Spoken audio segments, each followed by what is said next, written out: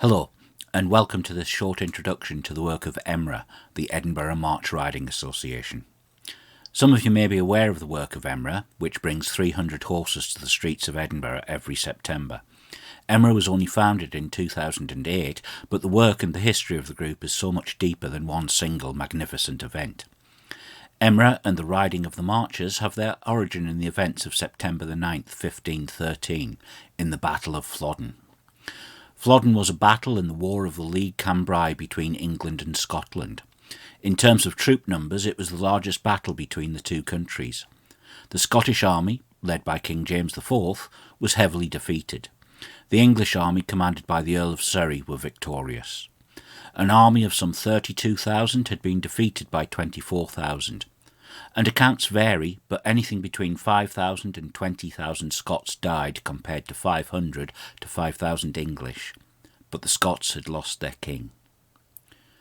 One survivor on the Scottish side was Randolph Murray. Murray returned to Edinburgh the day after the battle to tell of the losses. As he arrived at Edinburgh, he was carrying the standard of the crafts within the borough, more affectionately known as the Blue Blanket. The banner had been presented to the craftsmen of Edinburgh in 1482 by King James III. It was carried into battle, and it was the rallying point for many members of the Incorporated Trades of Edinburgh. The modern version of the Blue Blanket still plays a prominent part, as do the Incorporated Trades of Edinburgh in Edinburgh's riding of the marches. After this defeat, Edinburgh was surrounded by a defensive wall, the Flodden Wall.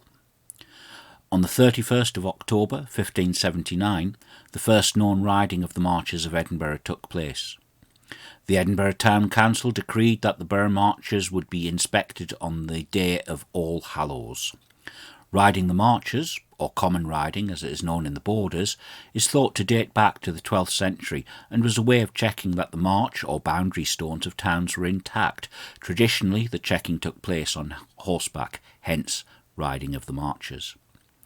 The Edinburgh riding of the marches lasted until the 15th of April 1718. And then, in 1946, the Edinburgh riding of the marches returned. This was a one-off special to mark the return of peace and the end of World War II.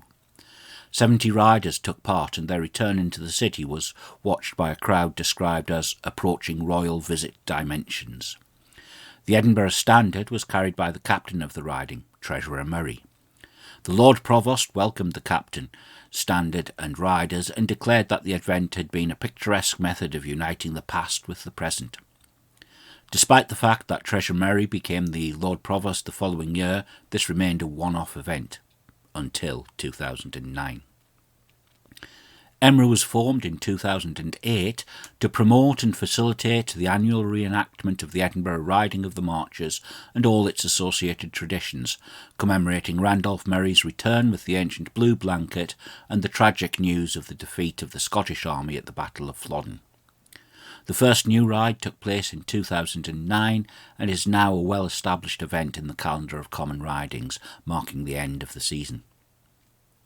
The planning for the March ridings starts pretty much as soon as the previous year's finished. Permissions have to be sought, funding has to be found, and riders have to register. EMRA is a charity run by a team of dedicated volunteers. To help raise funds, there are fun jumping shows, the City of Edinburgh Horse Show, auctions and raffles. But the event proper kicks off in April with the introduction of the captain and lass. The captain and lass lead the riding and carry the city banner. On the Sunday before the riding, there is a kirking, a church service where the captain is presented with the city banner by the Lord Provost. He is then commanded to check the bounds of the city and to return the banner unsullied and unstained. After the kirking, there is a guided walk around the Flodden Wall with the city banner and the Blue Blanket. Soil from Flodden is scattered at several sites.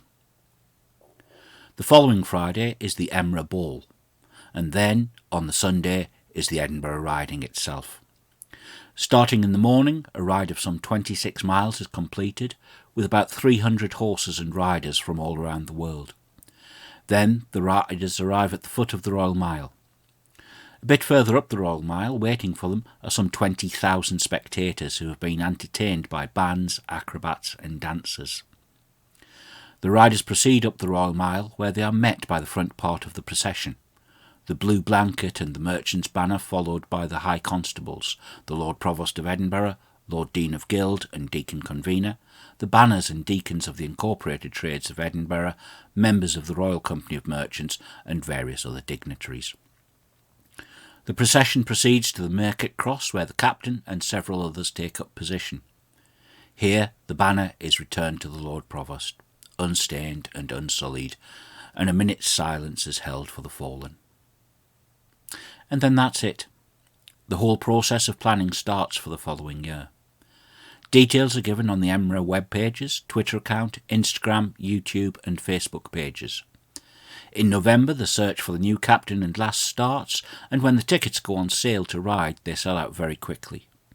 If you're interested in taking part or watching, please follow us online and keep an eye out for events, and who knows, you might even be the captain or lass one year.